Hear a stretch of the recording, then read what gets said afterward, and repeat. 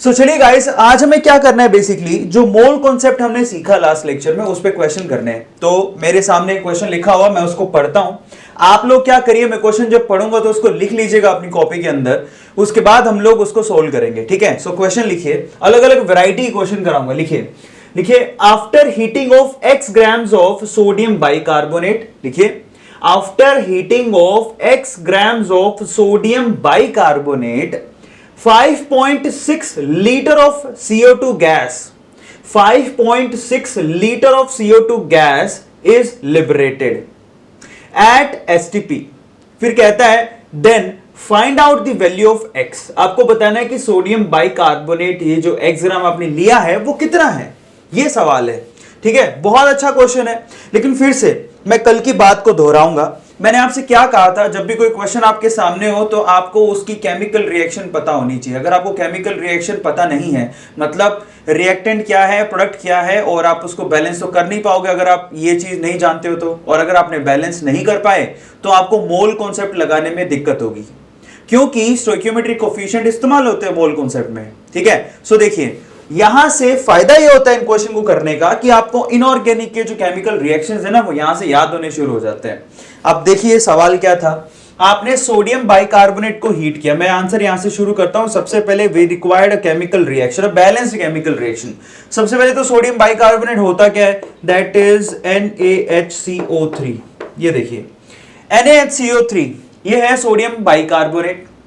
अब उसको आपने किया है जी हीट। अब सवाल ये कि हीट करोगे तो बनेगा क्या। अगर आपको ये नहीं पता तो सवाल तो नहीं हो पाएगा। तो मैं देखिए उसको बता देता हूं हीट करने पे क्या बनेगा। सो फाइनली यहां पर हीट करने पर बनेगा एक तो Na2CO3, दूसरा CO2, वो तो आप बोल ही रहे हो, ये देखिए आपने कहा ना CO2 गैस लिबरेट होती है, और साथ में बनेगा H2O। सवाल ये है, ये बन गया। अब सवाल है इसको बैलेंस कैसे करें। तो देखिए बहुत आसान है, यहां सोडियम कितने हैं, 2, तो यहां क्या लगा दो, 2। अब देखो अब बैलेंस हो गया, चेक कर लो। एक तो देखिए ट्वाइस ऑफ Na, इस तरफ सोडियम उस तरफ सोडियम बराबर हो गए। अब देखिए Na2CO3, सॉरी यहां पर CO3 आएगा, ठीक है, तो मैं यहां करेक्शन कर देता हूं, Na2CO3। अब देखिए इस तरफ आप मुझे बताइए, इस तरफ कार्बन कितने हैं, 2, उस तरफ कार्बन कितने हैं, 2, ऑक्सीजन कितने हैं, 6, इस तरफ कितने हैं, 3, 2 5 और 1 6, हाइड्रोजन कितने हैं, 2, वहां भी 2, बैलेंस हो गया। केमिकल रिएक्शन बैलेंस है। बहुत बढ़िया बात यह है, सोडियम बाइकार्बोनेट को अगर आप हीट करते हो तो सोडियम कार्बोनेट बनता है, दिस इज सोडियम कार्बोनेट। अब देखिए यहां पर आपको एक और फायदा हो गया, सोडियम कार्बोनेट बनता है। आ गया सबको समझ में। तो ये चीज काफी ज्यादा इंपॉर्टेंट है। अब मैंने आपसे क्या कहा था, इक्वेशन अगर आपको एक बार पता लग जाए बैलेंस्ड केमिकल रिएक्शन क्या है तो फिर आसानी है। अब देखिए आपको एक चीज दी होगी, दूसरे के बारे में पूछा होगा। दिया क्या है, आपको दिया है CO2 के वॉल्यूम, वॉल्यूम से आप मोल निकाल सकते हो। एसटीपी पे वॉल्यूम दिया है तो मोल निकालने आसान है। और आपसे सोडियम बाइकार्बोनेट का वेट पूछा है, तो सबसे पहले मोल से मोल में चले जाओ, सिंपल सी बात है। तो आपको देखो किस किस का रिलेशन निकालना है, CO2 का और सोडियम बाइकार्बोनेट का। तो इस इक्वेशन को देखते हुए पहले मोल कॉन्सेप्ट लगाओ। तो मैं यहां सबसे पहले मोल कॉन्सेप्ट लगाता हूं, ध्यान से उसको चेक करना।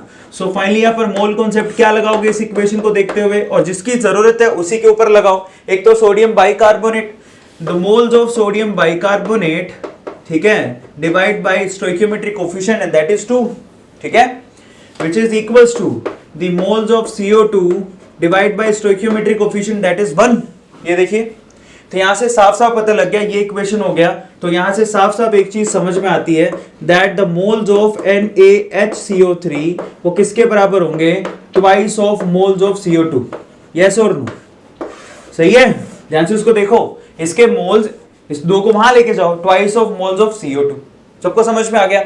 अब यहां से मोल्स ऑफ CO2 निकालो, वो कैसे निकलेगा, देखिए मोल ऑफ CO2 वॉल्यूम के रिस्पेक्ट में निकालना है, एसटीपी पर दे रखा है। तो क्या करना होता है, whatever be the volume at STP divide by 22.4 litre पर मोल, ये तो जानते हो। तो वॉल्यूम कितना गिवन है आपको, 5.6 डिवाइड बाय ये कितना है 22.4। यहां से कट जाएगा आपस में, 4 से कटेगा, 1/4 आएगा यहां पर मोल्स। क्लियर होता है सब लोगों को, ये मोल्स है, क्योंकि ऊपर लीटर है नीचे लीटर पर मोल है, तो मोल में आंसर आ गया। तो CO2 के मोल्स आ गए आपके पास। अब आपको मोल्स किसके निकालने हैं, मोल्स ऑफ NaHCO3, वो कितने होंगे, that is twice of moles of CO2, वो कितने हैं 1/4, अभी आपने निकाले, तो ये कितना हो गया 1/2। सही है। तो हाफ आपके पास NaHCO3 के आगे आपको x ग्राम में पूछा है, यानी वेट पूछा है, तो आपको वेट निकालना है, that is moles into molar mass. सही है, तो वेट निकालिए, मोल्स कितने हैं, हाफ। अब इसका मोलर मास कितना होता है जरा चेक करो। इसका मोलर मास देखिए, सोडियम का होता है 23, उसके बाद देखिए हाइड्रोजन का हो गया 1, उसके बाद CO3 का चेक करो, कार्बन का हो गया 12 और ऑक्सीजन देखिए 48। तो टोटल काउंट करो, 8 9 10 11 12 13 14, तो 4 यहां पर 4 और 1 5 6 7 8 84। ये देखिए 84 क्लियर होता है। सो फाइनली यहां पर 84 मोलर मास होता है NaHCO3 का। 84 को आप 2 से डिवाइड कर दो, कितना हो गया 42 ग्राम्स। ये आंसर आ गया।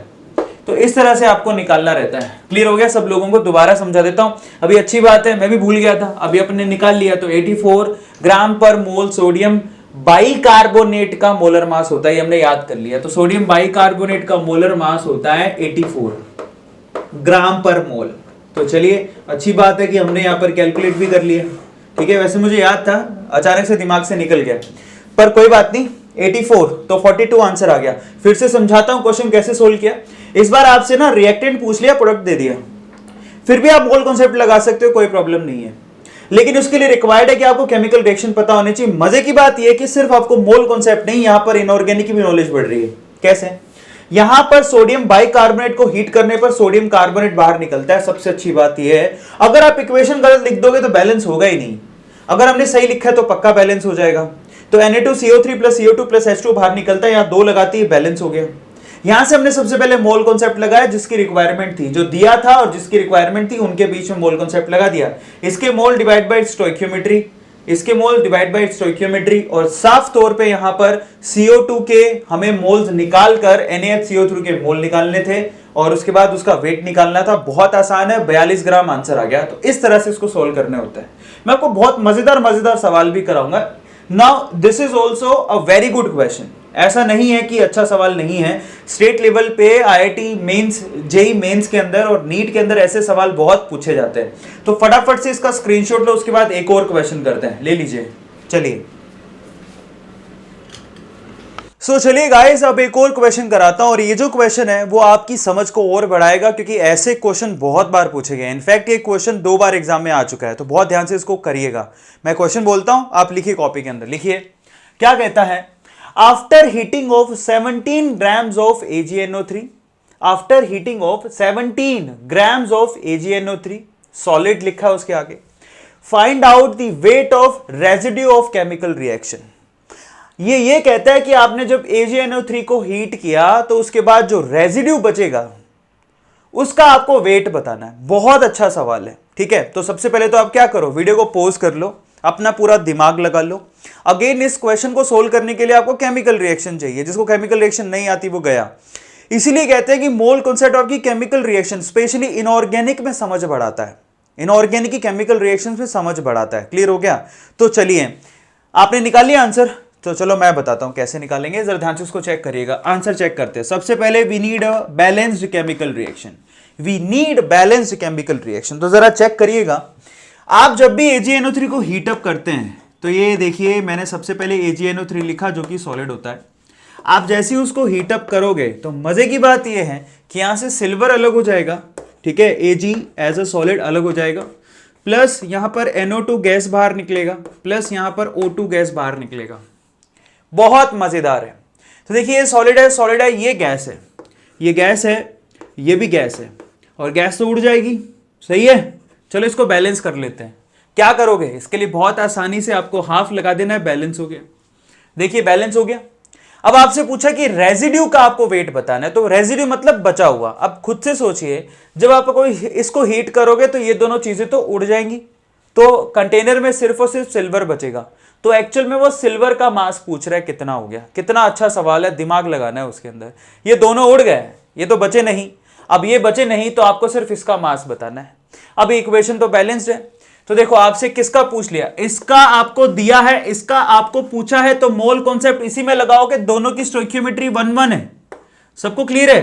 तो क्या करोगे, तो moles of AgNO3 divided by stoichiometry is 1, moles of silver divide by stoichiometry is 1। यानी कि जितने AgNO3 के मोल होंगे सिल्वर के भी उतने ही मोल्स निकल के आएंगे। तो आपको यहां पर सिर्फ AgNO3 के मोल्स निकालने हैं। मोल्स ऑफ AgNO3 कैसे निकालोगे? Given mass by molar mass. अब चलो निकालो, मास कितना गिवन है? 17 ग्राम्स, यस और नो। मोलर मास होता है 170 ग्राम पर मोल। निकाल लेते हैं, क्या फर्क पड़ता है। देखिए सिल्वर का 108, उसके बाद आपके पास नाइट्रोजन है उसका 14, फिर उसके बाद ये 48, यही तो हुआ। तो यहां पर कितना? 8 और 8 16, 16 और 4 20, 0 2, 4 2 6 और 1 7, 170। ये देखिए 170 आ रहा है। तो यहां पर कितना हो गया जरा चेक करो इसके मोल्स। ग्राम से ग्राम कैंसिल, ये लो 1/10 मोल्स, ये लीजिए। तो मैंने आपसे क्या कहा था, जितने मोल्स AgNO3 के होंगे उतने मोल्स सिल्वर के होंगे। वो कितने आ रहे हैं? 1/10 मोल्स। सबको समझ में आता है। अब आपसे पूछा क्या है? रेजिड्यू का वेट पूछा है बच्चों। तो फाइनली वेट कैसे निकालोगे? वेट ऑफ सिल्वर, क्योंकि सिल्वर ही रेजिड्यू है। सबको समझ में आता है। That is moles of silver into molar mass of silver. सही है? बताओ मोल्स ऑफ सिल्वर कितने? 1/10। मोलर मास कितना है? 108। उसको डिवाइड करोगे 10 से, कितना होगा? 10.8 ग्राम। ये लो आंसर आ गया। सो फाइनली यहां पर रेजिड्यू का वेट पूछा था और रेजिड्यू का वेट कितना आ रहा है? 10.8 ग्राम। बहुत ही स्मार्ट क्वेश्चन था और ज्यादातर बच्चे छोड़ के आ जाते हैं। उसका रीजन बहुत ही साफ है कि उनको केमिकल रिएक्शन नहीं पता होती है। फिर से समझाता हूं। आपसे कहा कि AgNO3 को हीट करोगे तो बताओ रेजिड्यू का वेट कितना है। रेजिड्यू सिर्फ सिल्वर बचेगा क्योंकि बाकी दोनों गैसेज है वो तो उड़ जाएंगी। तो यहां पर सिंपल सवाल था कि यहां पर मोल कॉन्सेप्ट लगाएंगे तो साफ समझ में आता है कि moles of AgNO3 is equal two moles of silver. तो मोल्स ऑफ AgNO3 कितना है? Given mass by molar mass.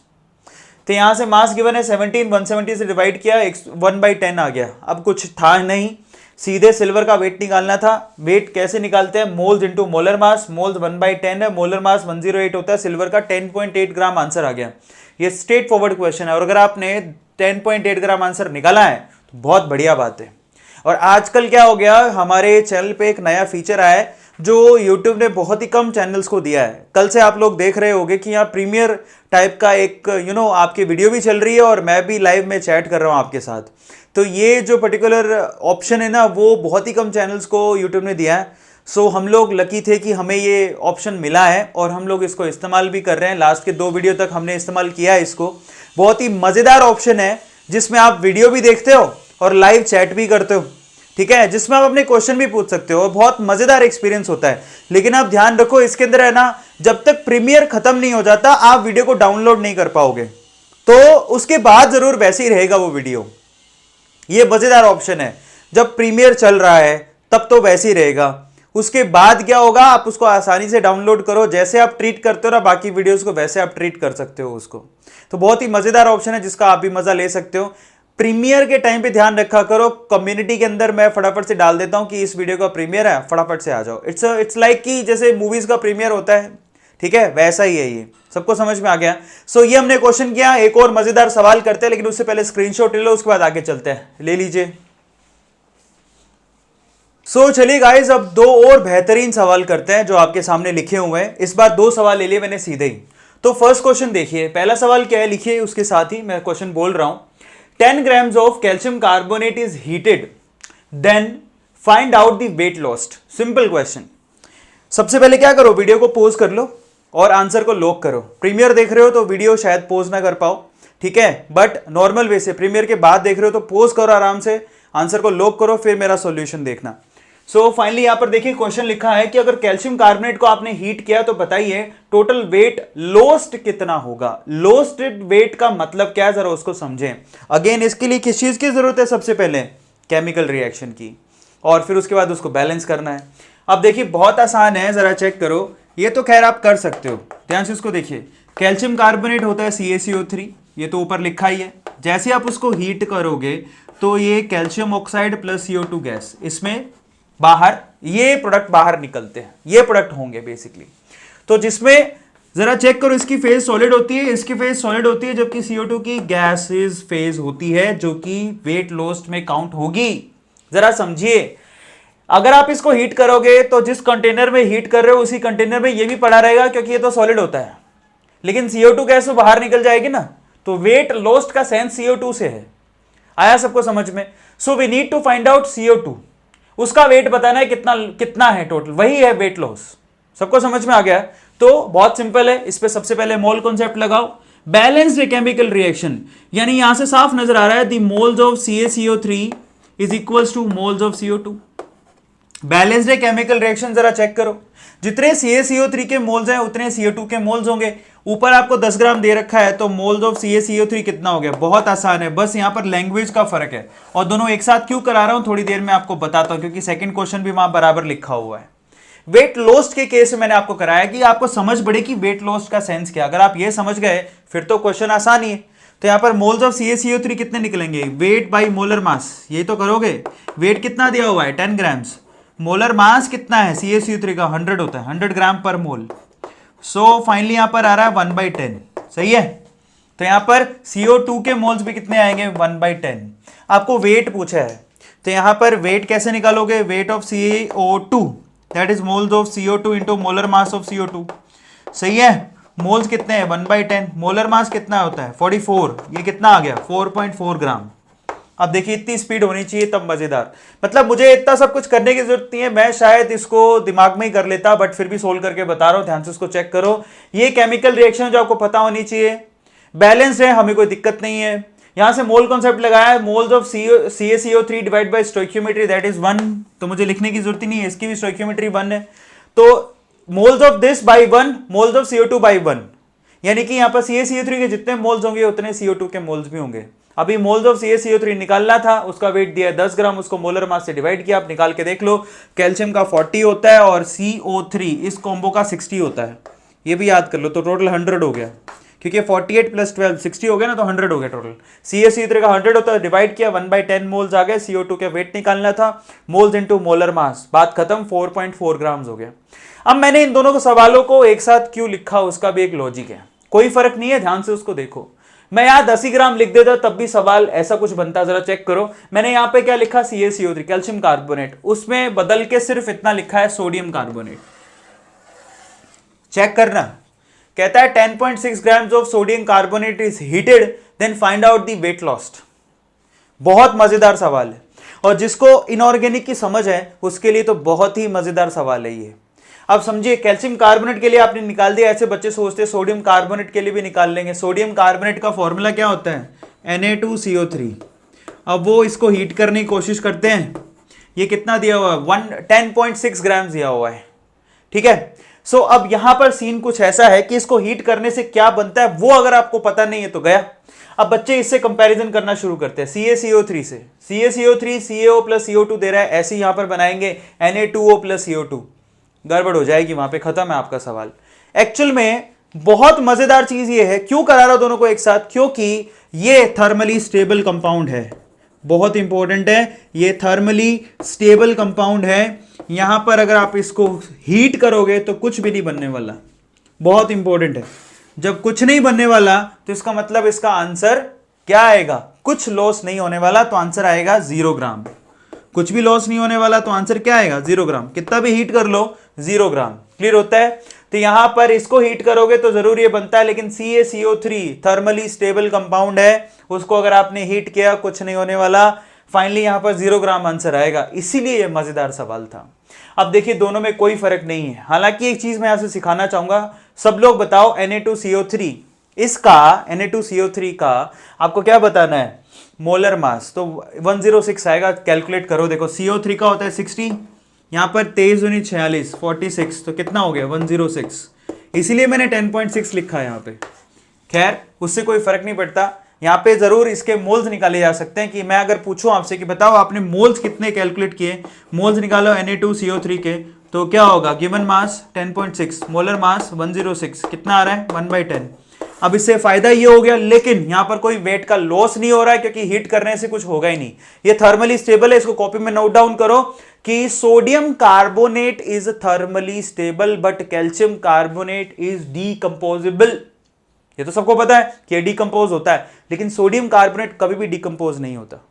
दूसरी चीज क्या सीखी हमने? कैल्शियम कार्बोनेट का मोलर मास 100 होता है, जबकि सोडियम कार्बोनेट का मोलर मास 106 होता है। फिर उसके बाद मोल आपने निकाले, लेकिन यहां पर आंसर 0 आएगा, जबकि यहां पर 4.4 ग्राम आएगा। इस तरह से इन क्वेश्चंस को करना होता है। अभी समझ में आ गया सबको? बहुत ही मजेदार सवाल है, 4 सवाल मैं आपको करवा चुका हूं। फटाफट से इसका स्क्रीनशॉट लो, उसके बाद आगे चलते हैं, ले लीजिए।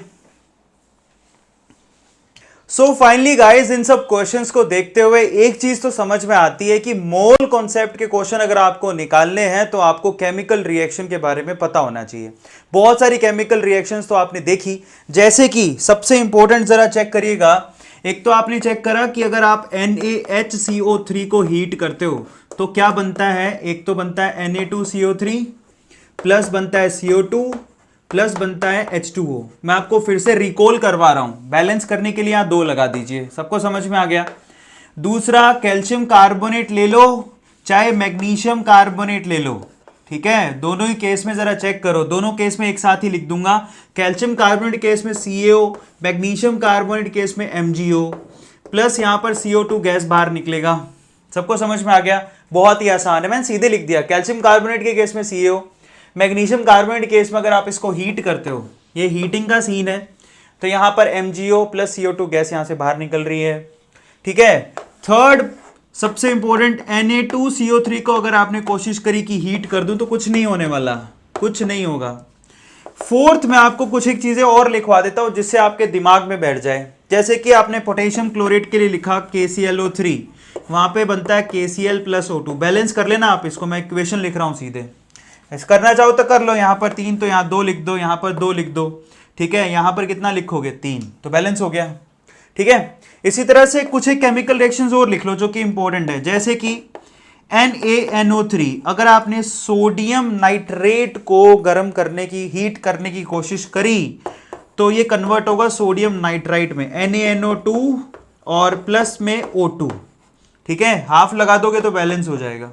बहुत इंपॉर्टेंट है, याद रखो। NaNO3 को अगर आपने हीट किया तो वो NaNO2 प्लस O2 देगा, ऑक्सीजन गैस बाहर निकलेगा, सोडियम नाइट्राइट में कन्वर्ट होगा। जबकि इसी का साथी अगर नाइट्रेट में, इसी का साथी मतलब इसे ऊपर वाला, अगर आप लिथियम का नाइट्रेट लेते हैं, बहुत इंपॉर्टेंट है, देखिए जरा ध्यान से। आपने सिर्फ इतना सा चेंज करा कि सोडियम की जगह लिथियम लिख दिया। लिथियम सोडियम के जस्ट ऊपर आता है ग्रुप में, ये तो मालूम है। अगर आपने इसको हीट किया तो ये लिथियम नाइट्रेट लिथियम नाइट्राइट में कन्वर्ट नहीं होता, एक्चुअल में ये लिथियम का ऑक्साइड बनाता है, Li2O, प्लस यहां पे NO2 गैस बाहर निकलती है, प्लस यहां पे O2 गैस बाहर निकलती है। इसको बैलेंस कर लेना, ये बहुत ही ज्यादा इंपॉर्टेंट है। मैं स्टार लगा देता हूं, दोनों को ध्यान से देखो, स्टार लगा देता हूं। इन पे क्वेश्चन बहुत बार पूछे गए हैं, आप इनको नोट डाउन कर लो कि सोडियम नाइट्रेट को अगर आप हीट करोगे तो सोडियम नाइट्राइट बनता है, जबकि लिथियम नाइट्रेट को गर्म करोगे तो यहां पर लिथियम ऑक्साइड बनता है। ये दोनों में फर्क भी है, ये काफी बार पूछा जाता है कि सोडियम और लिथियम में फर्क क्या है। आपको पता है लिथियम एनोमलस बिहेवियर दिखाता है, उनके नाइट्रेट में ही फर्क आ जाता है। तो ये कुछ केमिकल रिएक्शन है जो आपको इन फ्यूचर बहुत ज्यादा काम देगी इनऑर्गेनिक के अंदर, नोट डाउन कर लो इनको। सो फाइनली गाइस, हमने मोल कॉन्सेप्ट के ऊपर क्वेश्चंस भी करके देख लिए, मैंने आपको क्वेश्चंस की प्रैक्टिस करा दी अच्छे से। सो इसका स्क्रीनशॉट ले लो, फटाफट से ले लिया।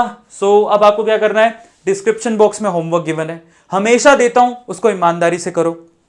दूसरा, प्रीमियर चालू रह जाता है हमेशा। प्रीमियर आप कोशिश करूंगा कि दिन में एक वीडियो ऐसी हो जिसमें प्रीमियर मिले आपको, जिसमें आप मेरे साथ लाइव इंटरेक्ट कर सको। तो उसके लिए आपको क्या करना है, जैसी नोटिफिकेशन मिले प्रीमियर का, तुरंत उसी समय पे आपको आ जाना है और उस वीडियो को लॉन्चिंग के टाइम पे देखना है, आपको मजा आ जाएगा। क्लियर होता है? सो ये बहुत ही अच्छा एक ऑप्शन दिया है यूट्यूब ने, जो बहुत ही कम यूट्यूबर्स को मिला है। So we are one of them. उसके अलावा आप मेडिजी केमिस्ट्री चैनल को सपोर्ट भी कर सकते हो, वाया पेटीएम डोनेट कर सकते हो। आपके छोटे छोटे कंट्रीब्यूशन से हमें बहुत ज्यादा मदद मिलती है। सो आप ये काम भी कर सकते हो। उसके अलावा आप इन वीडियोस को उन बच्चों को जरूर शेयर करो जो कोचिंग अफोर्ड नहीं कर सकते, जिनके पेरेंट की मॉनेटरी कंडीशन ठीक नहीं है, उनको भी शेयर करो। और उसके साथ साथ स्पेशली उन बच्चों को भी शेयर करो जो कोचिंग तो जाते हैं लेकिन उनको पल्ले कुछ नहीं पड़ता है। तो उनको एक बार आप जाके बताओ कि एक बार आप आओ, घर पे बैठ के भी पढ़ाई कर सकते हो। अगर आप अगर आप एंथुसियाज्म है आपने कि आपको सिलेक्शन करवाना है, तो आपके सिलेक्शन को कोई नहीं रोक सकता। डिपेंड करता है कि आप में कितनी ज़ील है सीखने की। सो चलिए गाइस, अगली वीडियो मिलते हैं। टिल देन होमवर्क करना मत भूलिएगा, शेयर कीजिएगा, सब्सक्राइब कीजिएगा और बेल आइकन के बटन को जरूर दबाइएगा। Thank you so much, thanks a lot, thank you.